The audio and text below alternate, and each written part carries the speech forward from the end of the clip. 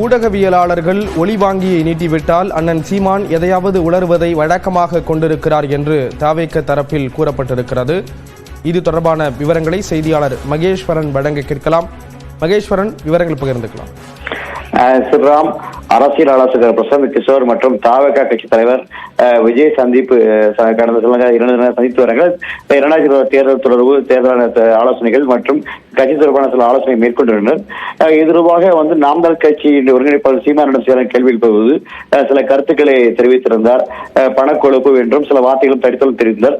இந்த சூழ்நிலையில் தமிழக வெற்றி கழகத்தினுடைய மாநில கொள்கை பரப்பு இணை செயலாளர் சம்பத்குமார் ஒரு அறிக்கை வெளியிட்டிருக்கிறார். அந்த அறிக்கையில் என்ன சொல்கிறார் என்றால், அண்ணன் சீமான் அவர்கள் இந்த ஒளிவாங்கி நீக்கிட்டு விட்டால் இது போன்ற தொடர்ந்து ஏதாவது பேசுவதையும் உடனே வழக்கமாக கொண்டிருக்கிறார். சமகால சமூக சூழலில் அரசியல் கட்சிகள் தேர்தல் யூக வடிவ அமைப்பாளர்களை நியமிப்பது அவசியத்தை புரிந்து கொள்ளாமல் பணக்கொழுப்பும் என்று பகிரங்கமாக தெரிவித்துள்ளார். இன்னைக்கு சீமான் அவர்களுக்கு நடைமுறை அரசியல் யதார்த்தம் புரியவில்லை.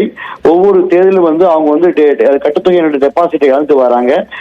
வென்றால் முயற்சி, தோற்றால் பயிற்சி என்று அந்த அரசியல் உச்சிப்படுத்திட்டு இருக்காங்க. அதே மாதிரி திரள் நிதியை வாங்குவதை வழக்கமாக கொண்டு உள்ளார்.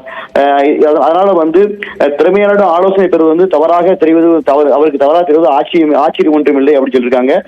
சட்டமன்றத்தில் பேசுவதற்காக அரசியல் செய்கிறோம், நாங்கள் பட்டிமன்றத்தில் பேசுவதில்லை என்று நினைத்துக் கொண்டிருக்கின்றார். தமிழக வெற்றி குறித்து எப்படி வெற்றி பெற வேண்டும் என்பதை நாங்கள் சிந்திக்கிறோம். தமிழ் தேசிய அரசியலை எப்படி வெற்றி பெறாமல் வைத்திருப்பது அவர் சிந்திக்கிறார்கள் அப்படிங்கிற மாதிரி சொல்லியிருக்காங்க.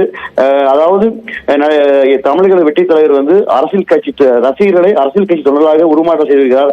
ஆனால் சீமான் தொண்டர்களை அவருடைய ரசிகராக உருமாற்றம் செய்து வருவதாக அந்த அறிக்கையில் குறிப்பிட்டுள்ளார். ஸ்ரீராம், தாவேக தலைவர் விஜயை சீமான் விமர்சித்திருந்த நிலையில் தற்பொழுது பதில் கொடுக்கப்பட்டிருக்கிறது. விவரங்களை வழங்கியதற்கு நன்றி மகேஸ்வரன்.